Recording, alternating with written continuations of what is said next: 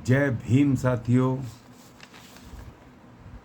कल 1 अगस्त 2024 को माननीय सुप्रीम कोर्ट ने SC/ST के आरक्षण में वर्गीकरण करने का आदेश पारित कर दिया है। राज्य सरकारों को इस बात की इजाज़त दे दी है कि वो परिणाम के आधार पर वो पूरे इन्वेस्टिगेट करें किस जाति को कितना रिजर्वेशन मिला है, कितनी उनकी आर्थिक उन्नति हुई है, शैक्षणिक सामाजिक आर्थिक उन्नति हुई है। वो सब के लिए कल आदेश पारित हो गया सुप्रीम कोर्ट से। मैं माननीय सुप्रीम कोर्ट का दिल से धन्यवाद प्रकट करता हूँ कि जो काम 1951 में उस समय की तत्कालीन नेहरू सरकार अर्थात कांग्रेस सरकार को करना चाहिए था कि जब रिजर्वेशन लागू हुआ 1950 में 26 जनवरी 1950 को फुल फोर्स के साथ भारत का संविधान लागू हुआ, तो बाबा साहब लगातार कह रहे थे नेहरू सरकार से कि इसके ऊपर कोई मैकेनिज़्म तैयार करो। रिजर्वेशन के डिस्ट्रीब्यूशन ऑफ रिजर्वेशन, तो तमाम जितनी भी अनुसूचित जातियाँ जनजातियाँ जितनी भी शेड्यूल्ड हुई हैं उनको सबको इक्वल डिस्ट्रीब्यूशन ऑफ रिजर्वेशन के मैकेनिज़्म को बनाने की बात कर रहे थे, क्योंकि बाबा साहब को पता था कि इसमें भी कुछ ना कुछ गड़बड़ होगी कि जिनको मिलता चला जाएगा। और इस मुद्दे पे जब नेहरू सरकार ने नहीं सुना तो बाबा साहब ने नेहरू सरकार से 5 मतभेदों के ऊपर अक्टूबर 1951 को रिज़ाइन किया था कानून मंत्री पद से। उन 5 मतभेदों में एक 5 ये भी था कि नेहरू सरकार का दलित वर्गों के प्रति उदासीनता रवैया, इसलिए उन्होंने किया प्रॉपर ढंग से उसमें लिखा उन्होंने। और उसके बाद वही हुआ कि रिजर्वेशन लागू तो हुआ, लेकिन कांग्रेस सरकार ने पूरे मन से लागू नहीं किया। उसके ऊपर उन्होंने कोई ना तो इन्वेस्टिगेशन की कि किन को मिल रहा है, किन वर्गों को मिल रहा है, किन को जातियों को मिल रहा है, किन को नहीं मिल रहा है। वैकेंसियाँ निकले जा रही हैं। जो अवेयर जातियाँ जिनके कि वहाँ पर मंत्री हैं, सरकार में एडमिनिस्ट्रेशन में कुछ लोग हैं, वो धड़ाधड़ अपने लोगों के फॉर्म भरवाए जा रहे हैं। और अनुसूचित जाति के नाम पर एक ही जाति को या कुछ जातियों को वो रिजर्वेशन मिलता गया और घूम घूम के उन्हीं परिवारों को मिलता चला गया, उन्हीं लोगों को मिलता चला गया। और बाकी की जो जातियां हैं वो शैक्षणिक और सामाजिक रूप से तो बैकवर्ड थी, वो रिजर्वेशन में हिस्सेदारी ना मिलने के चलते वो आर्थिक रूप से भी अनुसूचित जातियों जनजातियों में भी वो पिछड़ गए। अब ये जो केस है, सुप्रीम कोर्ट का जो केस कल ऑर्डर आया है, इसको वो लोग जो सदियों से, जो बहुत वर्षों से लगातार रिजर्वेशन लागू होने से उसका आनंद लूट रहे हैं और पीढ़ी दर पीढ़ी उसको वो खाए जा रहे हैं, लिए जा रहे हैं, तो उनको तकलीफ हो रही है। और अब वो हमारे लोगों को गुमराह कर रहे हैं। अब वो कह रहे हैं उन जातियों के लोगों को कि भैया ये जो सुप्रीम कोर्ट का ऑर्डर है ये बहुत जल्दबाजी में आया है और इसके पीछे कोई साजिश है। और दूसरा, इसमें ये जो SC/ST की जो एकता है ये टूट के बिखर जाएगी, ये हो जाएगा, वो हो जाएगा। लेकिन मैं आपको इसका जो सुप्रीम कोर्ट का कल ऑर्डर आया है, इसके पुराने 30-40 वर्षों के संघर्ष का मैं आपको हिस्टोरिकल बैकग्राउंड आपके सामने रख रहा हूँ, क्योंकि ये जानना चाहिए कि ये जो ऑर्डर है, आदेश है, ये जो वर्गीकरण करने का और साथ में क्रीमी लेयर जो आ गया है, इसका क्रीमी लेयर का एक नया फार्मूला है, सुप्रीम कोर्ट ने सजेस्ट किया है। लेकिन जो हिस्सेदारी रिजर्वेशन में मांग रहे थे वो जातियां जिनको आज तक नहीं मिली या कम मिली, उनका जो मकसद पूरा नहीं हो रहा था रिजर्वेशन के जिस मकसद से लागू हुआ, तो वो लड़ाइयाँ चल रही थी लगातार 1980 से। और 1975-70 से ही लड़ाई शुरू हो गई थी। सबसे पहले हरियाणा सरकार को मजबूरी वश जो संघर्ष चला हुआ वाल्मीकि जातियों का या उन जातियों का जिनको कि नहीं मिल रहा था रिजर्वेशन के हिस्सेदारी के लिए, तो सबसे पहले हरियाणा सरकार ने 9 नवंबर 1994 को एक ऑर्डिनेंस के एक नोटिफिकेशन के माध्यम से उन्होंने वहाँ के अनुसूचित जाति के रिजर्वेशन को 2 कैटेगरी में विभाजित किया, A कैटेगरी और B कैटेगरी। A कैटेगरी में वाल्मीकि समेत और 36 जातियाँ उसमें रखी गईं और B कैटेगरी में चमार जातियों की 8-10 जातियाँ उसमें रखी गईं और दोनों को 50-50 नौकरियों में रिजर्वेशन घोषित कर दिया गया। ये सबसे पहला ये आया। लेकिन जैसे ही वो आया, उस आदेश को चुनौती दे दी हरियाणा पंजाब हाई कोर्ट में। जिन लोगों को मिल रहा था उन लोगों ने ये इस ऑर्डर के 50-50 के आदेश पर वहाँ पर केस दर्ज कर दिया। खैर वो केस चलता रहा। उसके बाद दूसरा जो आदेश आया, आंध्र प्रदेश सरकार ने वहाँ के उन वंचित जातियों को जिनको रिजर्वेशन नहीं मिला, उनके आंदोलनों के चलते, उनके जो विद्रोह के चलते उन्होंने एक आयोग गठित किया था जिसका नाम था रामचंद्रन राजू कमीशन। उस रामचंद्रन राजू कमीशन ने सरकार को सजेस्ट किया कि वर्गीकरण होना चाहिए, क्योंकि ये एससी के अंदर और भी जातियां हैं, मगर अनुसूचित जाति के नाम पर एक ही जाति को 2-3 जातियों को ही मिले जा रहा लगातार, क्योंकि अनुसूचित जाति है। उसमें कोई मैकेनिज्म तो बनाया नहीं कांग्रेस सरकार ने उसके डिस्ट्रीब्यूशन का। तो वो उसका खामियाजा ये हुआ कि एससी के नाम पर कोई भी जो भी अप्लाई कर रहे हैं, चाहे एक ही जाति 10 पोस्टों पे अप्लाई कर रही है तो 10 की 10 एक ही जाति को मिल गई।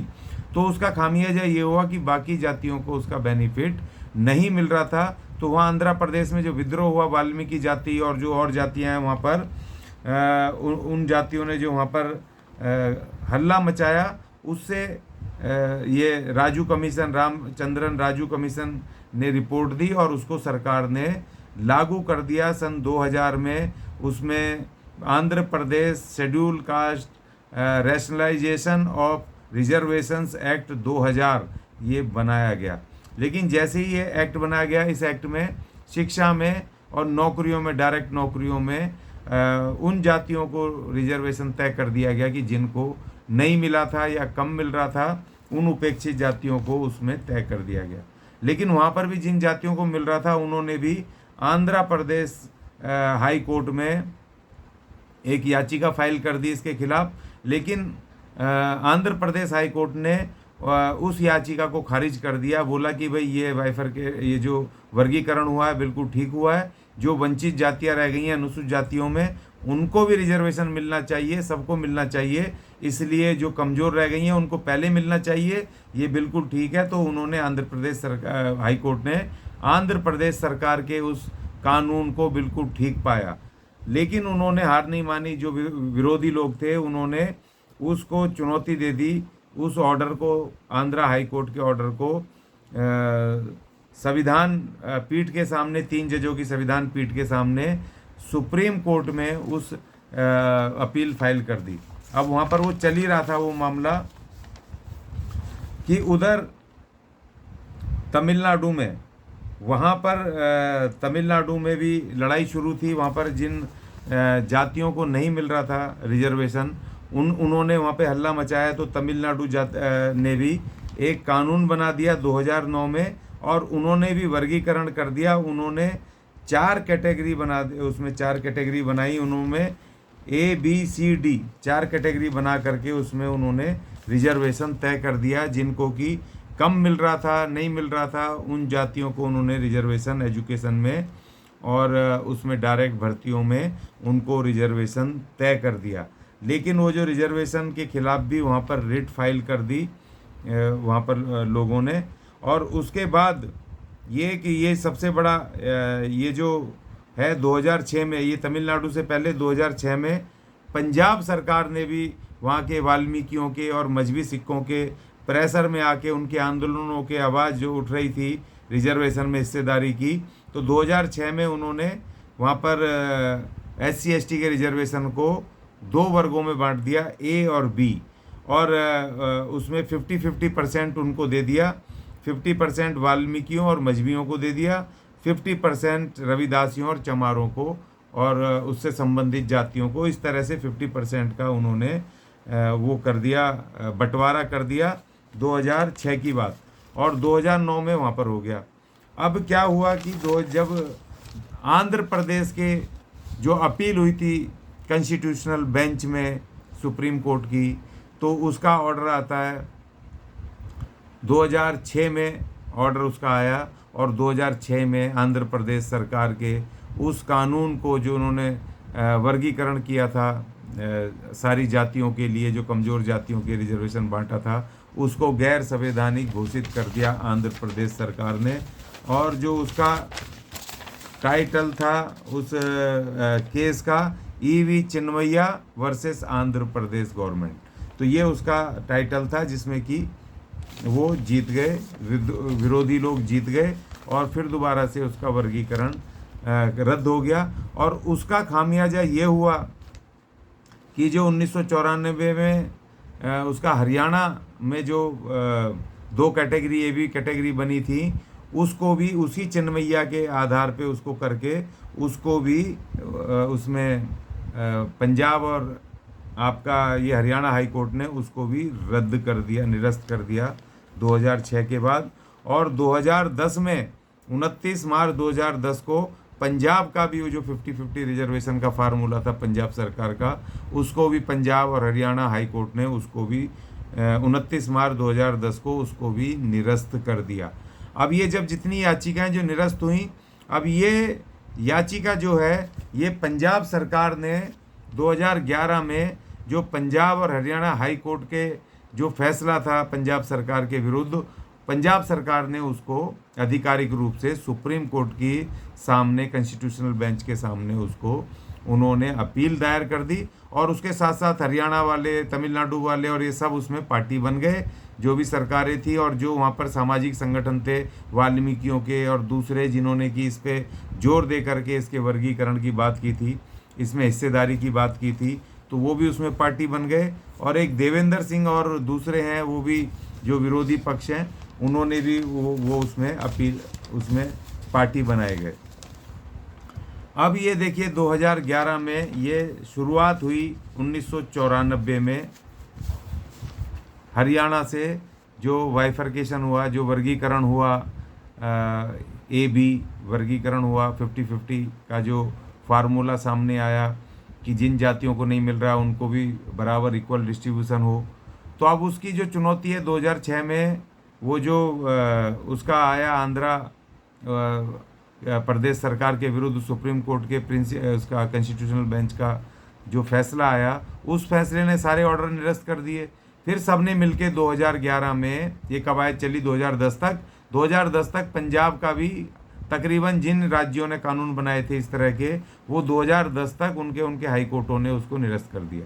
अब 2011 में तमाम लोगों ने पंजाब सरकार के साथ सबने एक याचिका फाइल कर दी सुप्रीम कोर्ट में। अब वो क्लब कर दी गई और पंजाब सरकार का उसमें टाइटल आ गया, और उसमें 2011 से उस पर सुनवाई चल रही थी सुप्रीम कोर्ट की कॉन्स्टिट्यूशनल बेंच की। पहले 2 जजों की बेंच थी, फिर 3 जजों की बेंच हुई, और अभी फ़िलहाल में 2016 के आसपास वहाँ की प्रिंसिपल जो 3 जजों की बेंच थी, उन्होंने कहा कि मामला बहुत सेंसिटिव है और इसके और विस्तार से इसके ऊपर चर्चा और कॉन्स्टिट्यूशनल प्रावधानों को देखने के लिए, इन्वेस्टिगेशन करने के लिए ब्रॉड तरीके से, जो कि आगे कोई दिक्कत ना आए, तब उन्होंने इस केस को 7 जजों की जो बेंच कल जो जिन्होंने आदेश दिया है, उस बेंच के सामने उसको उस केस को पेश कर दिया, रेफ़र कर दिया।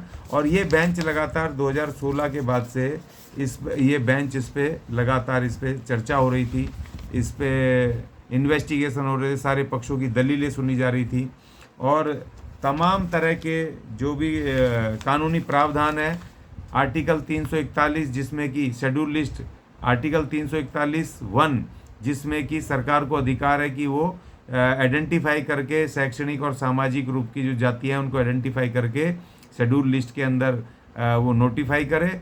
और जो 341(2) है उसके अंदर ये है कि जो उसमें सरकार को अधिकार है कि जातियों को उसमें शेड्यूल लिस्ट में लाना है, या जो जातियाँ शैक्षणिक और सामाजिक रूप से सक्षम हो गई हैं उनको एक्सक्लूड करना है, बाहर करना है। इंक्लूड और एक्सक्लूड की पावर उसमें 341 में है। उसके ऊपर खूब चर्चा हुई है, उसके ऊपर डिटेल से वहाँ पर उन्होंने रखा है, 7 जजों की बेंच ने पूरी तरीके से रखा है।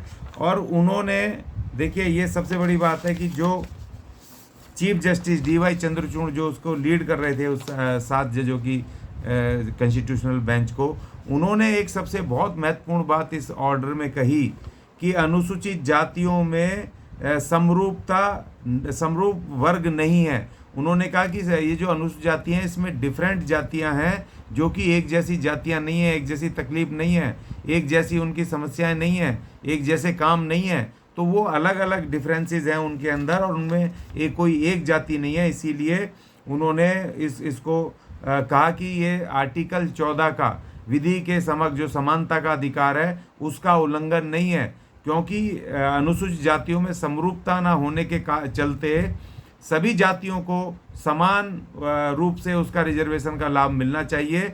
तो ये आर्टिकल 14 का उल्लंघन नहीं है। आर्टिकल 14 इस पे लागू होता है कि जो अलग अलग जातियां हैं उन सभी जातियों को बराबर करना है, तो इसलिए समान रूप से बराबर करना है। तो आर्टिकल 14 इसको फेवर करता है, ना कि ये आर्टिकल 14 को ये इसका उल्लंघन होता है। तो ये DY चंद्रचूड़ साहब ने, ये चीफ जस्टिस साहब ने इस बात को रखा है।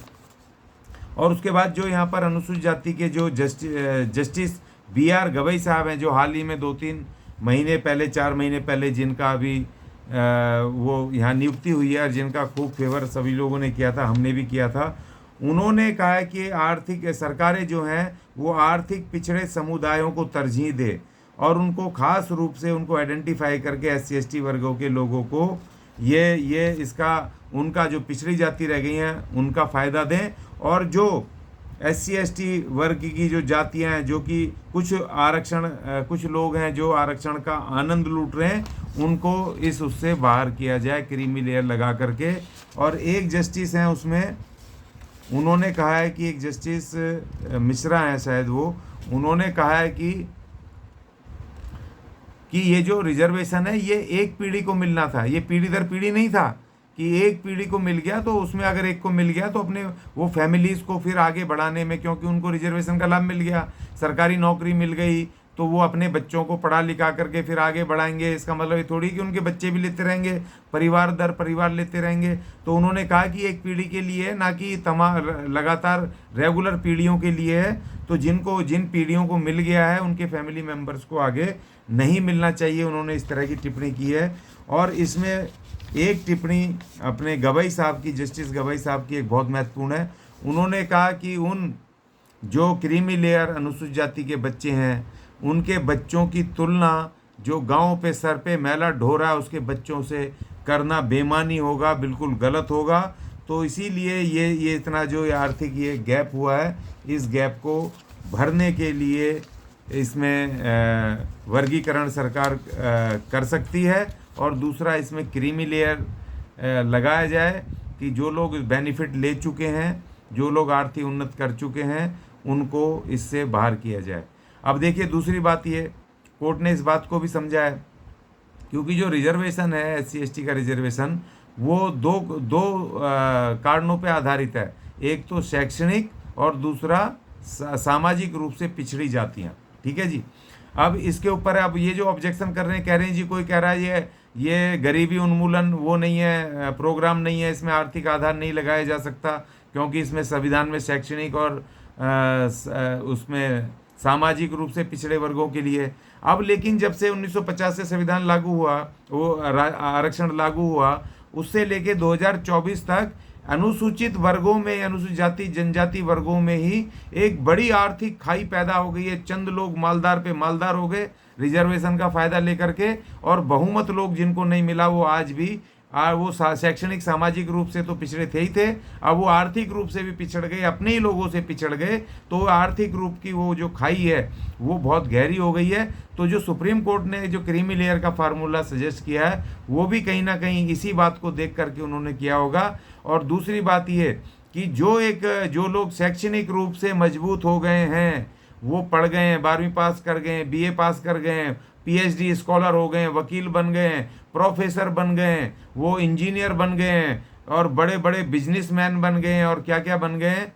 तो भैया आप पढ़ लिख गए तो अब आपको तो वैसे ही आपको उससे अलग हो जाना चाहिए, क्योंकि ये जो रिजर्वेशन है शैक्षणिक रूप से पिछड़े लोगों के लिए है। और जब आप शैक्षणिक रूप से आप मजबूत हो गए, पढ़ लिख लिए, और आप रिजर्वेशन लेकर के करोड़ों अरबोंपति बन गए, तो आपकी सामाजिक जो वो थी पिछड़ापन, वो भी सामाजिक पिछड़ापन भी आपका दूर हो गया।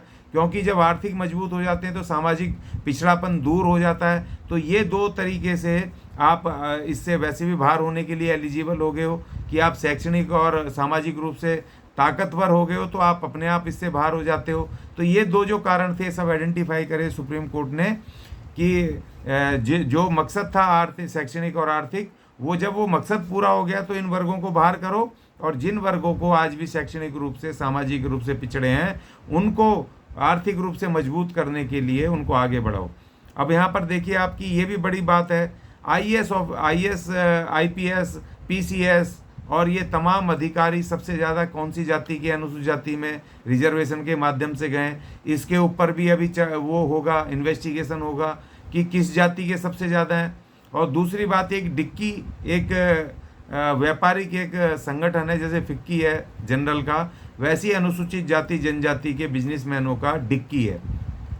अब बड़े मज़े की बात है कि उसमें इन्वेस्टिगेशन होगा, और पता भी किया हमने, और अभी इन्वेस्टिगेशन होगा तो जो अनुसूचित जाति के लोगों को व्यापारी बनाने के लिए है, करोड़ों करोड़ रुपए का उनको कारखाने चलाने के लिए, उनको उद्योग लगाने के लिए, उनको और बड़े बिजनेस करने के लिए जो करोड़ों करोड़ रुपए जो SC ST के फंड से उनको मिलता है बिजनेसमैन बनने के लिए, उसमें भी एक ही जाति के 95% से ज़्यादा तो एक ही जाति के बिजनेसमैन हैं। वही उन्होंने ही तरक्की की है, उन्हीं को अनुसूचित जाति जनजाति के उसमें रिजर्वेशन का लाभ मिला है। तो भैया वो तो बौखलाएंगे ही, वो तो चिल्लाएंगे ही, परेशान होंगे ही, क्योंकि अब ये बंटवारा इसका होने वाला, सारे संसाधनों का अब ये जो वर्गीकरण हुआ है, इसका बेनिफिट उनको मिलेगा जिनको नहीं मिला। अब आप देखिए HRD मिनिस्ट्री, ह्यूमन रिसोर्स जो मिनिस्ट्री ऑफ इंडिया है, वो कम से कम 100 लोग हर साल SC ST के, अनुसूचित जाति के, वो विदेश हायर एजुकेशन पढ़ने के लिए भेजती है।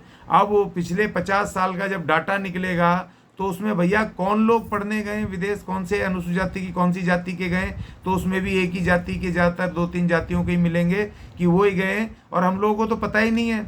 और ये बात भी कहना कि भाई ये पढ़े लिखे लोग नहीं थे इसलिए उनको नहीं मिला है, बिल्कुल गलत है। क्योंकि देखिए अगर पढ़े लिखे की बात भी है तब भी इसमें वाल्मीकि समाज के और दूसरी जातियों के भी लोग हैं, लेकिन वाल्मीकि समाज के डॉक्टर भगवान दास जी जो बाबा साहब के टाइपिस्ट थे और वकील बने, और उन्होंने 5 साल बाबा साहब के लिए सेवाएं दी, और उसके बाद वो सुप्रीम कोर्ट के बहुत ही वरिष्ठ अधिवक्ता रहे, और वो यूनाइटेड नेशन में भी SC ST की बातें रख करके आए। वो हमारे ऐसे पढ़े लिखे विद्वान उस समय थे, जिस समय कि लोग पढ़ना नहीं जानते थे, तब तक दूसरी जातियों के लोग भी थे। हमारे मेहरोल साहब, आर्या साहब, हमारे कालीचरण आर्या जी, हमारे मेहरोल साहब, हमारे शुक्ला जी, ये डॉक्टरेट PhD करे हुए ये तमाम लोग, ये ऐसे विद्वान लोग थे, मगर उनको मौके नहीं मिले, क्योंकि वो जो डिस्ट्रीब्यूशन और रिजर्वेशन था वो उसी जाति को मिल गया जिस जाति के मंत्री संतरी थे सरकार में, कांग्रेस सरकार में। वो फेवरेबल करके वो चलते चले गए, और उनके मिशन चल गए, जब भी वैकेंसी निकले वही भर दें, और वो मिलता चला गया। तो ये एक बड़ी लड़ाई चली आ रही है, और ये लड़ाई एक दिन की नहीं है, 40 साल 50 साल की लड़ाई है, जो लगातार अनुसूचित जाति जनजाति के रिजर्वेशन के बंटवारे के लिए वो उपेक्षित जातियाँ वो लड़ाई लड़ रही थी जिनको कि रिजर्वेशन का बेनिफिट नहीं मिल रहा था। तो अब इसको कहना कि भैया ये सुप्रीम कोर्ट ने रातों रात को ये ऑर्डर पास कर दिया, या जी कि ये कोई BJP की साजिश है या किसी सरकार की मनुवादियों की साजिश है, ये लड़ाई लगातार कोर्ट कचहरी की लड़ाई ये 1994 के बाद से शुरू हुई, जो 2024 में आकर के जो 7 जजों की बेंच की सुप्रीम कोर्ट ऑफ इंडिया ने उसको पूरी तरीके से आदेश दे करके उस पर अपना अंतिम मत दे दिया है, और हम इसका स्वागत करते हैं, और इसका सभी को स्वागत करना चाहिए। और वो तमाम जातियां जिनको नहीं मिला है आज तक या कम मिला है, उनको किसी भी तरह के बरगलाए में नहीं आना है, किसी भी तरह के उन लोगों के बरगलाए में नहीं आना है जिनको कि इसका खूब लाभ मिला है। एक एक घर में 4-4, 5-5 IAS अफसर, एक एक घर में 4-4, 5-5 डॉक्टर, एक एक घर में 2-2, 4-4 व्यापारी, और पूरी दुनिया में जा कर के वो बेनिफिट ले गए। IAS IPS ऑफिसर दबा करके एक एक उसका जातियों में भरे पड़े हैं। तो जिन जातियों ने ज़्यादा लाभ उठाया उनको तकलीफ होगी, या जिन लोगों ने ज़्यादा लाभ उठाया है, उनका फ़ायदा लिया है, उनको ज़्यादा तकलीफ होगी। तो उनकी तकलीफ में ना आए, क्योंकि भाई हमारे मेजोरिटी लोग SC ST की जो कमज़ोर जातियाँ हैं, आज भी शैक्षणिक रूप से और सामाजिक रूप से जो कमज़ोर जातियाँ हैं, अब उनको मिलने का नंबर आया है। और ऐसे समय पे आया, मैंने डाला भी था कि जब कम से कम नौकरियों का आरक्षण तो ख़त्म ही हो गया है, और वो जो प्राइवेट करा कांग्रेस की नीति, जो निजीकरण की नीतियों के बाद, ये इन मनुवादियों की नीतियों की बात चलते, जो उसमें सरकारी क्षेत्र में जो प्राइवेट हुए, निजी हुए, जो रिजर्वेशन ख़त्म हुआ है, उसका भी खामियाजा अब भुगतना पड़ेगा। कि अब जब मिलने को आया हमें, एक कहावत है कि जब जब दांत थे जब चने नहीं थे, अब चने हैं तो दांत नहीं है। तो जब रिजर्वेशन था तो तब कोई मैकेनिज्म नहीं बना इसके डिस्ट्रीब्यूशन का, तब SC ST की बहुमत जातियों को उसका बेनिफिट नहीं मिल पाया। और अब जब वो उसका बेनिफिट मिलने के लिए उसका जब वर्गीकरण हुआ है और जब हिस्सेदारी बांटी है सुप्रीम कोर्ट ने, तो तब भैया नौकरियां नहीं है, नौकरियां तकरीबन निजी क्षेत्र में दे दी हैं, ठेकेदारी पे कर दी हैं। तो वो तमाम चीज़ें हो गई हैं, लेकिन अभी बजट बाकी है, अभी और बहुत सारी चीज़ें बाकी हैं, तो उसमें ये इसका रिजर्वेशन का फ़ायदा मिल सकता है, मुझे ऐसी उम्मीद है। तो साथियों, गुमराह ना हो, कोई भी भड़काए तो उसको ही कहो कि भाई आप डॉक्टर हो, आपके नाम के आगे डॉक्टर फलाना सिंह लिखा हुआ है, आपके आगे एडवोकेट लिखा हुआ है, आपके आगे इंजीनियर लिखा हुआ है, तो आपके आगे प्रोफेसर लिखा हुआ है, तो भैया आपके ऊपर तो ये वैसे ही लागू नहीं होता, क्योंकि इसका जो क्राइटेरिया है वो शैक्षणिक और सामाजिक पिछड़ापन है। तो अब आप जब पढ़ लिख गए तो आप तो वैसे ही इससे बाहर हो जाइए, आप तो अपने आप ही हो जाइए, क्योंकि ये जो रिजर्वेशन है किसी दूसरे को नहीं मिलना है, ये SC ST की ही उन जातियों को मिलना है जिनको आज तक नहीं मिला है।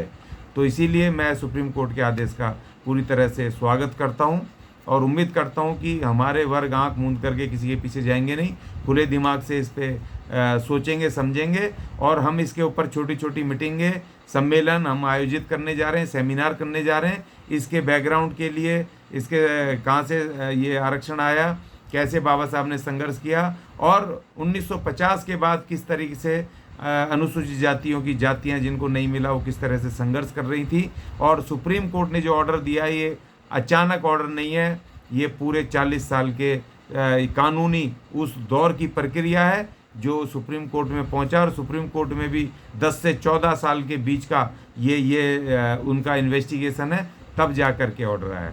आपको ये वीडियो कैसा लगा, आप इस पे अपना विचार दें, अपना इसको लाइक करें, शेयर करें और चैनल को सब्सक्राइब करें। जय भीम, जय भारत, जय संविधान।